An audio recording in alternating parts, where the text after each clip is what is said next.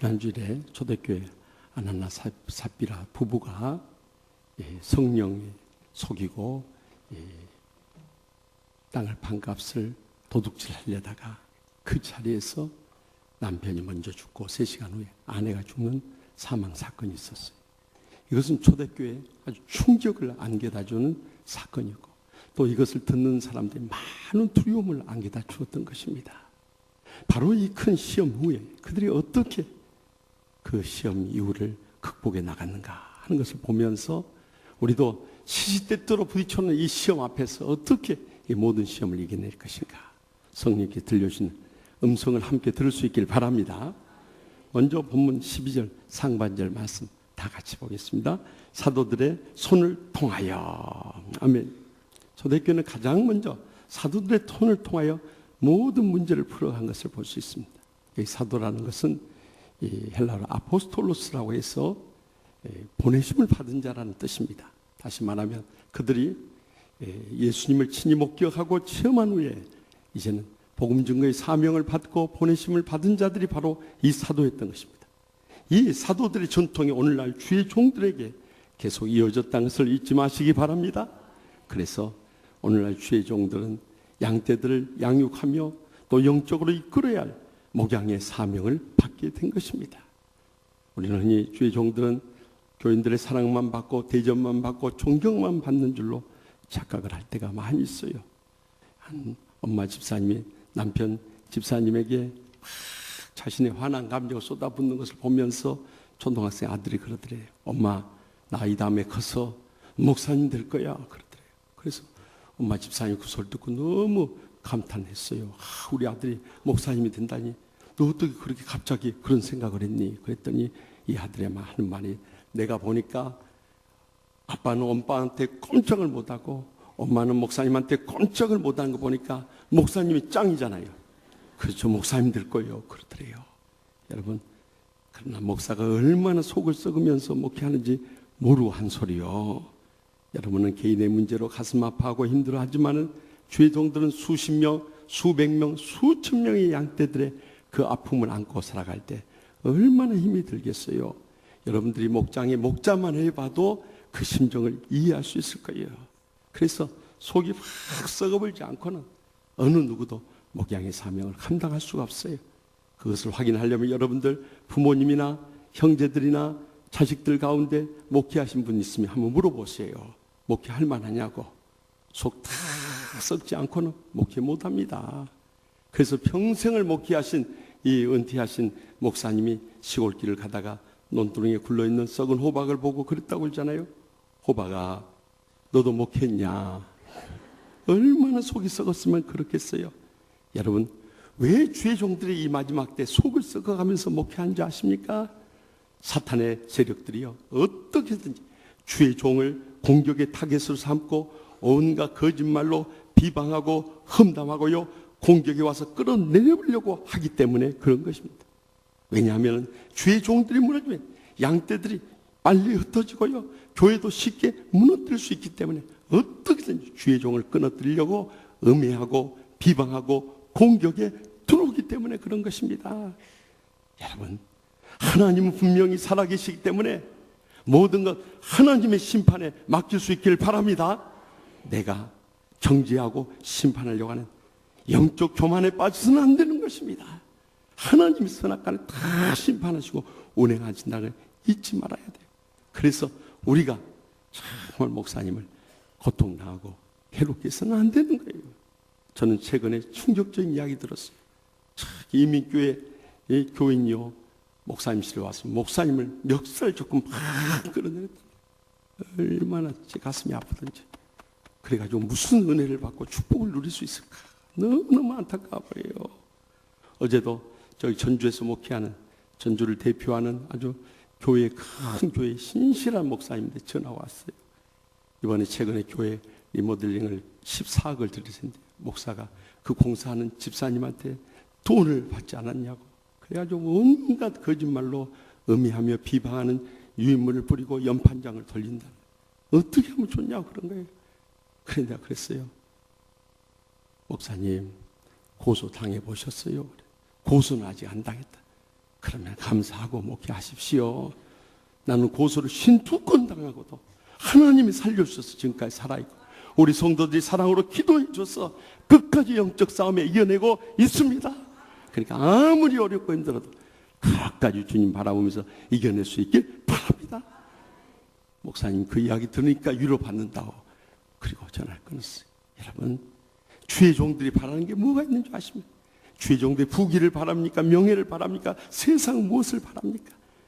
마치 부모님이 자식 잘 되기를 바라고 선생님이 제자 잘 되기를 바라듯이 주의 종들이 바라는 것 딱 한 가지입니다. 우리 양떼들이 어떻게 하면 은혜 받고 축복 누리고 행복하게 신앙생활하고 마지막 때 사명 감당, 하나님의 복음이 땅 끝까지 전파되면서 하나님의 영광을 드러낼 것인가? 그 이상 바랄 거 아무것도 없는 거예요. 그러므로 주의 종들이 정말 여러분을 사랑하는 마음으로 권면할 때 기쁨으로 순종할 수 있기를 바랍니다. 정 마음에 기쁨이 안 생기면 억지로라도 복종할 수 있길 바랍니다. 이것이 틀림없이 여러분의 자손되기까지 복이 되는 것입니다. 그렇지 못할 때 여러분의 지난날의 삶에 은혜와 축복과 행복의 한계가 바로 거기 있었다는 것을 잊어서는 안 됩니다. 성학을 전공하는 한 여학생이 이태리로 유학을 갔답니다. 그곳에 가서 열심히 하지만 자기를 알아주는 사람도 없고 두각을 나타내지 못해. 내가 외모가 서양 학생들에 비해서 뒤져서 그런가, 쌍꺼풀 수술이라도 하고 와야겠다. 그래서 한국에 있는 어머니한테 전화를 한 거예요.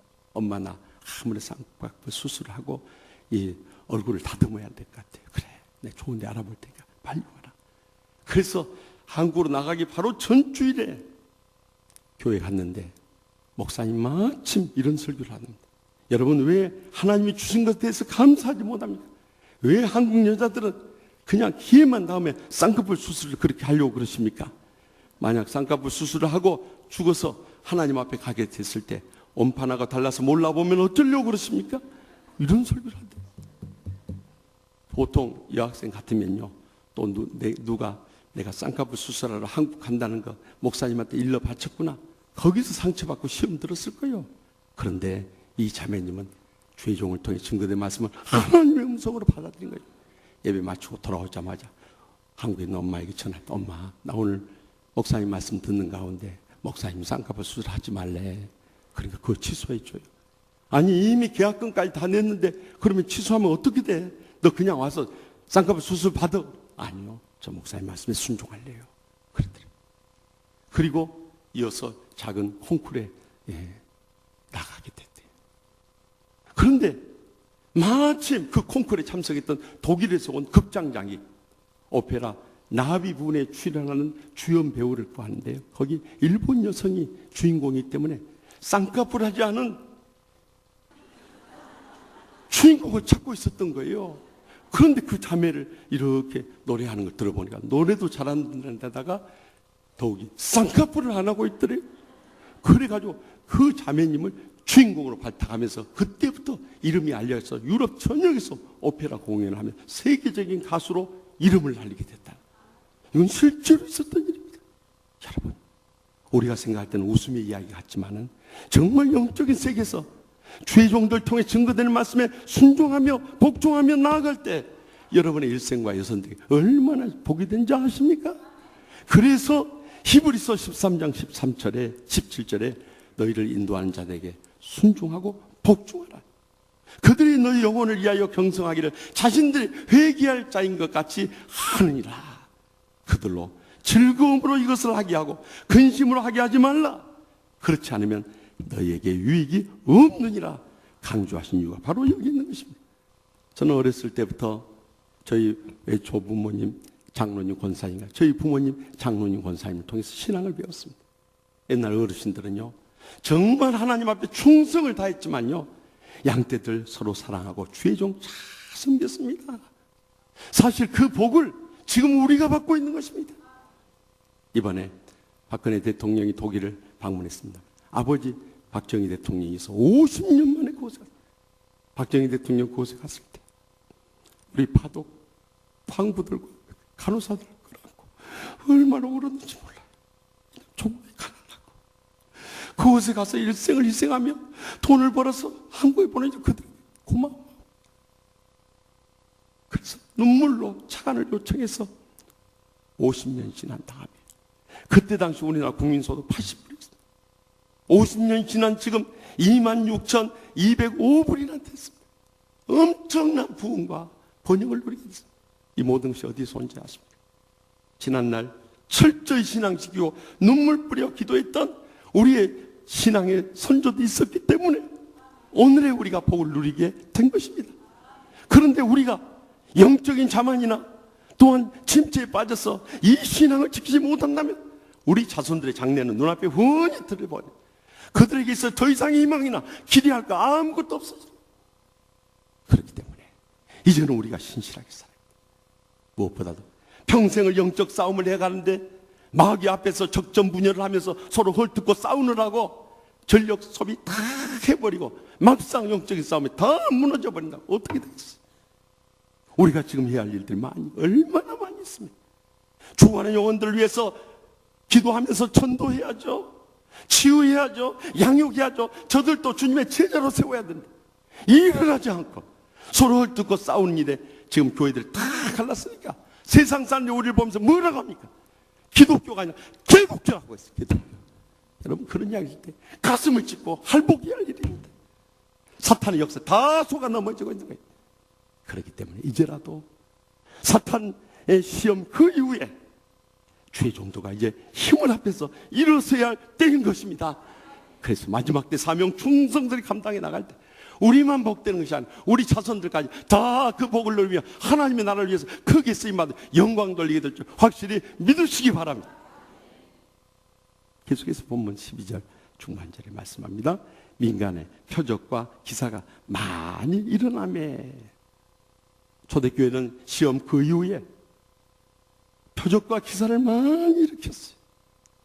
여기 표적과 기사는 다른 기적이라고 그랬죠. 앞에 나오는 표적은 헬라어로 세메이아라고 해서 이 인간계에 나타나는 기적이에요.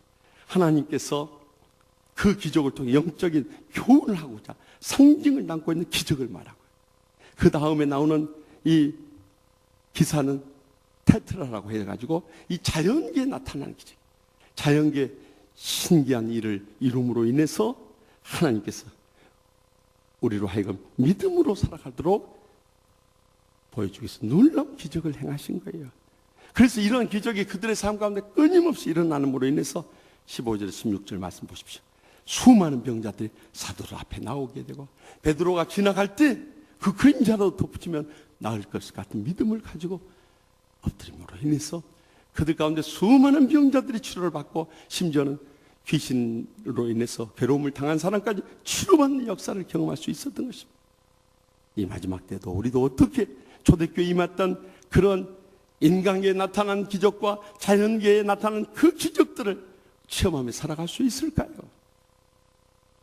제임스 오윈 대령은 1971년 아폴로 15호를 타고 달에 네 번째 착륙한 사람이었습니다.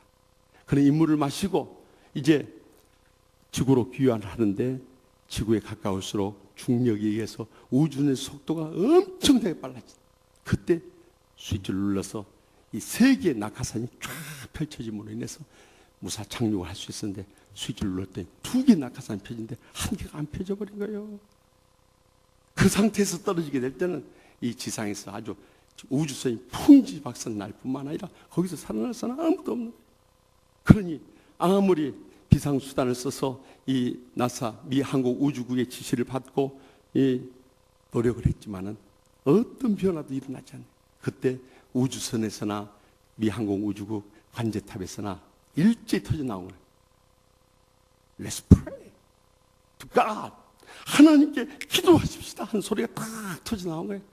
그래서 어인 대령도 그 자리에 엎드려서 하나님 앞에 간절히 기도했답니다. 하나님 아버지, 어리석고 연약한 인간이 전지전능하신 하나님께 간절히 기도하옵나니 하나님께서 기적적으로 역사하셔서 이 우주선이 무사히 착륙하기 위해서 저희를 살려주시옵소서, 저희를 도와주시옵소서 간절히 기도하고 눈을 딱 뜨는 순간에 갑자기 지상에서부터 해오리 바람이 확 불어 일어나면서요 그 우주선을 딱 받쳐준 거예요. 낙하산 펼치는 것 그 이상의 힘으로 우주선을 받쳐줘가지고 무사히 착륙하게 됐어요. 어윈 대령이 그 우주선 나오면서 눈물을 흘리면서 첫 인터뷰에서 이렇게 고백을 했어요. 우리가 무사히 착륙하게 해준 해오리 바람은 난데없는 자연현상이 아니었습니다. 우리의 간절한 기도에 대한 하나님의 응답의 기적이었습니다. 우리의 우주선을 조종하는 것이 미 항공 우주국의 관제탑이 아니라 하늘에 계신 하나님께서 우리의 우주선을 조종하고 계셨던 것입니다. 이렇게 우리를 인도해 주시고 지켜주셔서 다시 살아나 계신 하나님께 감사와 영광과 찬양을 돌려드립니다.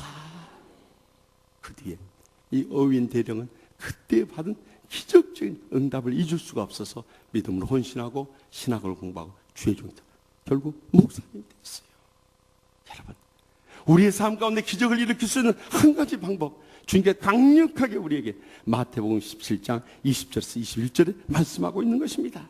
이르시되 너희 믿음이 작은 까닭이니 진실로 너희에게 이르노니 만일 너희에게 믿음이 겨자씨 하나만큼만 있어도 이 산을 명하여 저기로 옮겨지다 해도 옮겨질 것이요 또 너희가 못할 일이 없으리라. 그 다음에 어떤 사본에 가지고 나온 이 말씀 중요한 거예요. 기도와 금식이 아니면 이런 유가 나가지 아니하느니라.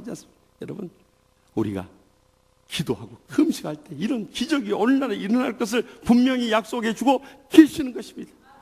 그래서 어떤 집사님은 정말 하나님께서 이 산을 명하여 저기로 옮기라면 옮겨지는가 시험해 보고 싶었어요. 그래서 그날부터 기도했다. 하나님 아버지, 남산이 옮겨서 서해 바다에 빠지게 하여 주시옵소서. 안 빠져버려요.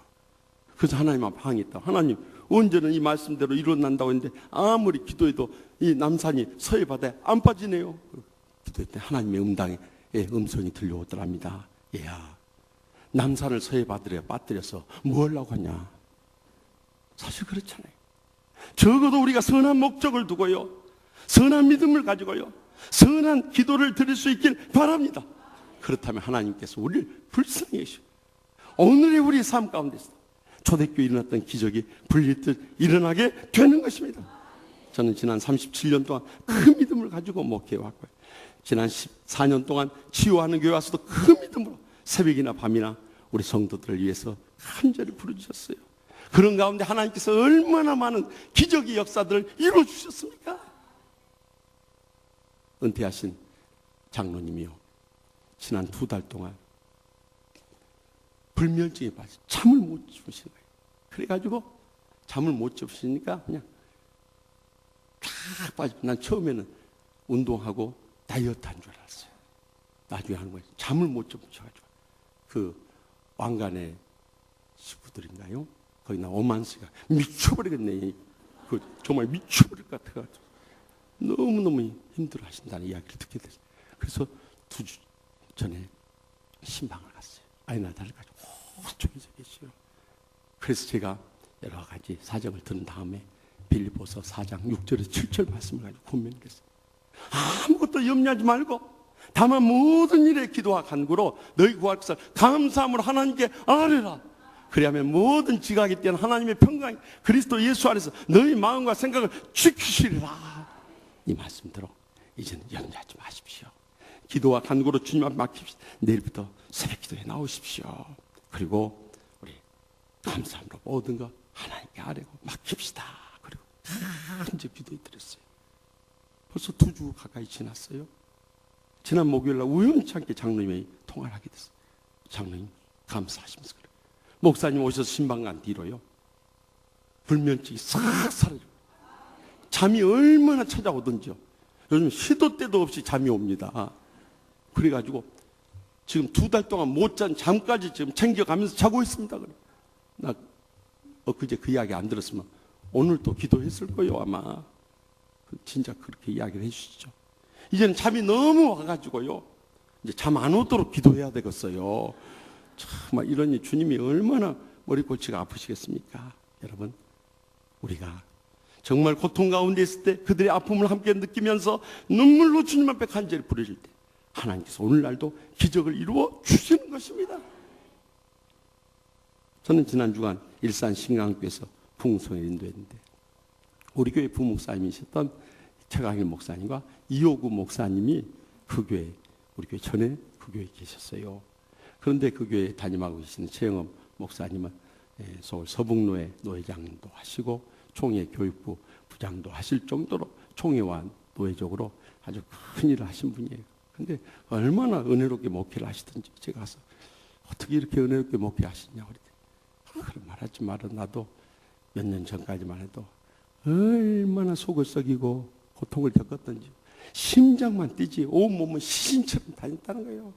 근데 그때 바라볼 사람은 주님밖에 없고 붙잡을 것은 십자가밖에 없고 할 수 있는 것은 기도밖에 없었다는 거예요. 그런데 사탄마귀의 모든 시험 주님께서 다 물리쳐 줘가지고 모든 문제 다 해결하고 이렇게 교회가 화평해져 버렸다. 그 교회는요 말씀만 은혜롭게 받는 게 아니라 기도도 얼마나 뜨겁게 하든지. 지금까지 저는 37년 동안 집회를 다니면서요 새벽 기도에 저녁 집회보다 더 많이 나온 교회는 이 교회밖에 없는 거예요. 바로 그런 기도의 영성이 살아있었기 때문에 그 교회만 시험도 이기라고 이렇게 뜨겁게 부응할 수 있었던 것입니다. 여러분 다른 때도 아니고 예수님께서 우리를 위해서 고난당하신 이 고난을 묵상하는 사순절 40일 특별 새벽기도 하면서 이때 기도하지 않고 이때 금식하지 않으면 우리가 언제 기적을 체험하며 우리의 삶의 문제를 해결할 수 있겠느냐는 거예요. 지난 주간에 이교구 목사님을 통해 전해 들었습니다만 한 젊은 집사님이 모태신앙으로 지금까지 차지도 않고 덥지도 않은 그런 신앙생활을 해왔대. 그런데 그 전에 다니던 교회 18년 동안 섬겼는데 그 교회 큰 시험이 빠져가지고 막 싸움터로 변해버린 거예요. 그래서 마치 교회 가까이로 이쪽으로 이사 오면서 마음속에 기도했대. 하나님 아버지 정말 말씀과 기도와 찬양이 충만하고 사랑과 은혜가 넘치는 그런 교회에 가게 해주세요 하고 간절히 기도해서 온 곳이 우리 치유하는 교회에 온 거예요. 그런데 첫 예배를 드리면서 얼마나 울었던지요. 거기서 큰 은혜를 받고 이제 등록을 해가지고 그 다음에 새가족부 성경 공부 알파 양육 지난번 치유 동산까지 가서 정말 영육간의 치유가 회복되는 놀라운 역사를 경험합니다. 그런데 자기는 잠이 많아서 지금까지 새벽기도 한 번도 지키지를 못했대.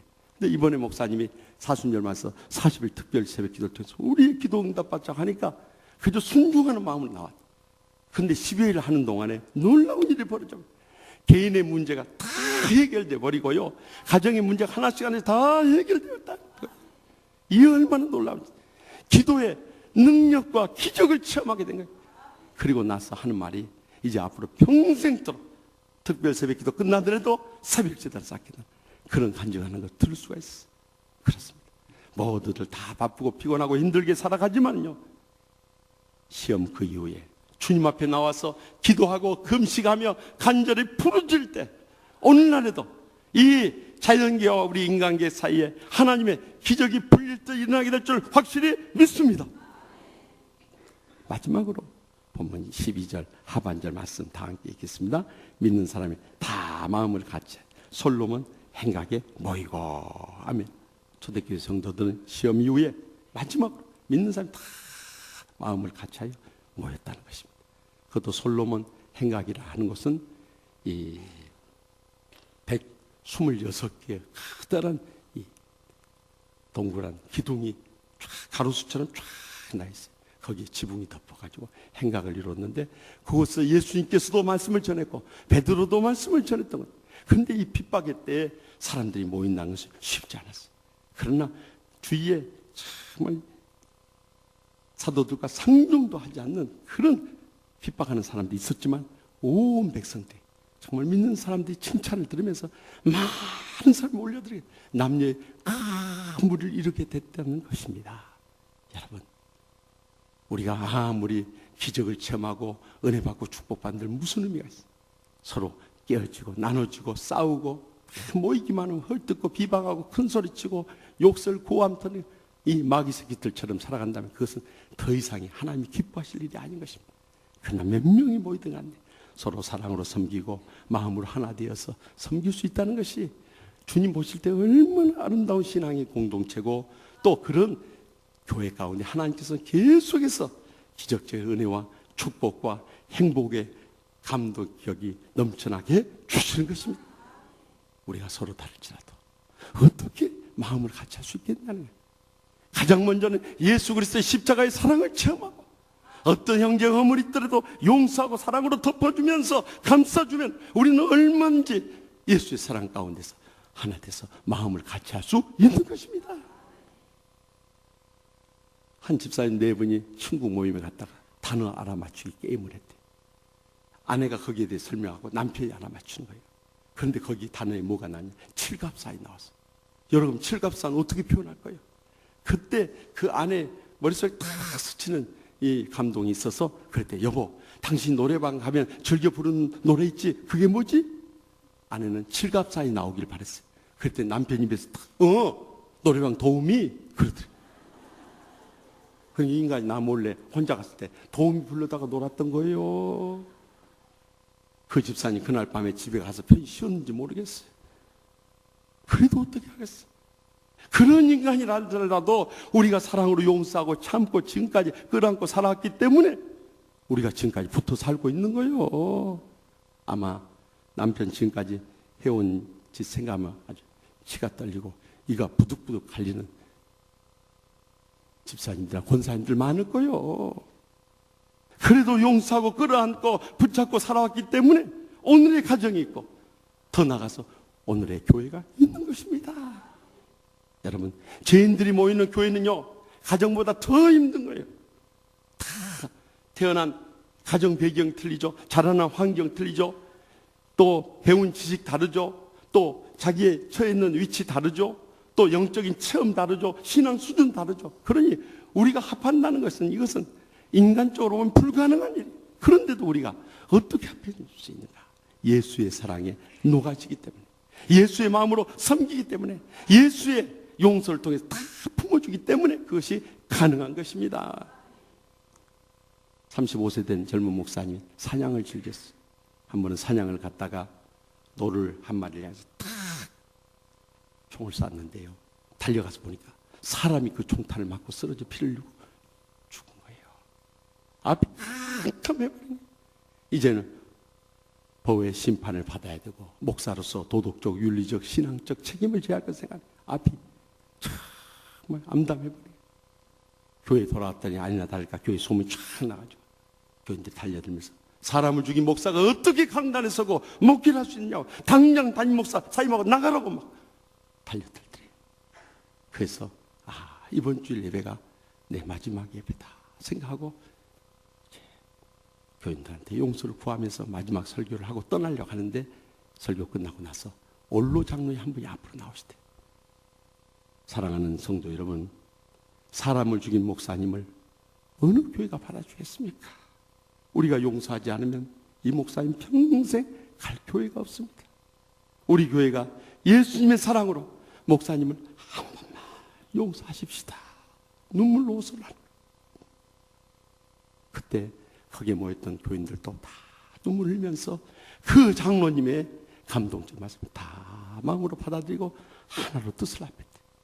그리고 목사님 떠나려고 하는데 붙잡고 목사님 지금 여기 떠나면 이제 영영 목회 못하겠습니다. 그러니까 그저 우리는 모든 것 다 용서할 때니까 우리 함께 평생 같이 목회하십시오. 그렇게 붙잡아. 목사님이 얼마나 감격했던지요. 그날 이후부터 목숨을 바쳐서 충성을 다해야 돼. 그리고 목사님의 목회 철학은 용서의 목회였습니다. 그리고 십자가의 사랑에 대해서 설교할 때마다 눈물 없인 설교, 또 모든 교인들이 다 울면서 은혜를 받았어요. 그렇게 온 교회가 마음을 다 합해지니까 교회의 부흥은 점점 뜨겁게 소문이 나면서 일어나기 시작했어요. 사람을 죽인 목사가 섬기는 교회가 아니라 그런 목사를 사랑으로 덮어주고 용서하며 사랑으로 하나 된 교회로 소문이 나버렸어요. 점점 뜨겁게 부흥하게 돼. 미국의 대표적인 교회로 부흥하게 돼. 그 교회가 바로 수만 명이 모이는 미국의 텍사스 댈러스 제일 침례 교회였던 것입니다. 그리고 그곳에서 목회하시던 이 목사님, 그곳에서 49년을 목회하시고 은퇴하시고 미국의 침례교 총회장과 세계 침례교 연명 총재를 역임하신 월리 에이모스 크리스웰 목사님이셨던 것입니다. 여러분, 누가 이 크리스웰 목사님을 세계적인 목사로 만들었어요? 누가 댈러스 제일 침례교회를 세계적인 교회로 만들었습니다. 그 올로 장로님부터 시작된 사랑의, 용서의, 섬김의 신앙이 결국 온 성도들을 감동적으로 온 교회가 하나 돼서 뜨거운 붕의 불길을 태울 수 있었다는 것입니다. 지금 이 시대 마지막 우리에게 필요한 것은 성경 지식이 아닙니다. 신앙 경력이 아닙니다. 내가 과거에 어떻게 헌신하고 봉사했다는 내 자랑이 아닙니다. 내 현재 삶 가운데 얼마나 예수님의 사랑의 모습이 드러나고 있는지, 이것을 주님이 기뻐 받으시는 것입니다.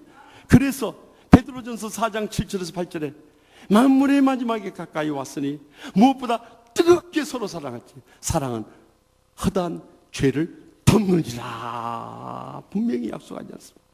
이제 우리 세상 떠날 날이 얼마나 남아있습니까? 우주적인 종말도 가까워지고 있지만 개인적인 종말도 가까워지고 있습니다. 우리 언제 어떻게 세상 떠날지 모릅니다. 그러나 마지막 우리가 해야 할 것은 어떠한 시험 후에라도 우리가 어떠한 원수라도 용서하며 사랑해주고 마음을 같이 할 때 우리의 가정이나 직장이나 이 교회가 천국의 행복의 공동체를 회복하게 되고, 그때 하나님께서 우리를 기뻐 받아서 귀하게 쓰셔서 뜨거운 부흥과 더불어서 땅끝까지 복음 증거의 사명 감당하며 주님 기뻐 받아주실 줄 믿으시기 바랍니다. 샘 설리번은 1959년에 태어났어. 17살에 스키를 타다가 사고가 나가지고 목뼈가 부러져가지고 그날 이후부터 전신마비가 와버린 거예요. 정말 여러분들, 이 청년 때 전신마비 왔어요. 이제는 자기가 아무것도 할 수 없다, 휠체어 신세가 돼서 살아간다고 생각할 때 인생 희망이 다 끊어져 버린 거예요. 그래서 그는 그때부터 인생을 자포자기하고 우울증에 빠져버렸어요. 직구하고 방에 갇혀서 어떤 사람도 만나지 않으니까 주위에 친구들도 다 떠나가고, 심지어는 사랑하는 사람마저도 그의 곁에 영영 있을 줄 알 때 그 자매까지도 그를 버리고 떠나가 버리더라. 인생에 홀로 남게 됐어.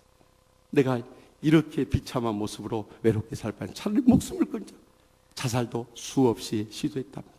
그런데 가장 이롭고 비참한 그때 주님이 찾아와 주신 거예요. 그리고 그 사랑으로 자기를 다 안아준데 그 사랑의 품에서 얼마나 울면서 믿음으로 일어섰는지. 사랑한 사람 다 떠나가도 주님만은 내 곁에 계신다는 이 십자가의 사랑이 그를 붙잡아주시고 그를 주님 전으로 다시 한번 이렇게 세워준 거예요. 그래서 주님 전에 가서 예배 드릴 때마다 목사님 말씀 다 자기를 위한 말씀. 그래서 그때마다 회개하면서 눈물로 결단하고 믿음으로 일어서기 시작했어요. 이제는 내 인생 여기서 끝나는 것이 아니라 내 삶을 통해서 하나님이 기뻐 받으실 일이 있다는 것을 찾기 시작했어요. 그래서 그걸 위해서 경영학을 전공하고 대학을 졸업하자마자 장애인 인권협회를 만들었어요. 그리고 이름도 없이 빛도 없이 사람들을 섬기는 가운데 그의 소문이 났어요. 그래서 34살의 나이에 이 밴쿠버에서 시의원이 됐어요. 그리고 4선에 이르도록 12년 동안은 시의원을 했어요. 그 소문이 시민들 사이에 다 나가지고 정말 이 샘 설리번 같은 사람이 이 시를 섬겼으면 좋겠다 해가지고 그가 96세 나이에 시장까지 됐어요. 그가 시장 되자마자 하나님 앞에 기도하면서 영감을 받아서 고통당한 사람들과 함께 한다고 해서 이 도로의 턱을 다 없애버리고, 그리고 휠체어를 탄 채로 버스를 탈 수 있도록 시내버스를 다 바꿔버리고, 지하철도 전부 장애인들이 사용하기에 편리하게 다 만들어서 온 천지를 전부 소외되고 고통당한 사람들을 위한 이 도시로 바꿔버렸어요. 처음에는 시민들 가운데 반발한 사람도 있었어요. 극소수의 사람들 위해서 왜 이렇게 돈을 많이 투자해야 되냐고 막 반발했어요. 그러나 다 마음을 같이 해준 결과 밴쿠버시는 캐나다뿐만 아니라 전 세계적으로 장애인들이 가장 편하게 살 수 있는 최고의 도시를 건설할 수 있었던 거예요. 그리고 그가 시장 때인 2010년에 밴쿠버 동계올림픽을 열고 또 장애인들을 위한 패럴림픽을 열 수 있었던 거예요.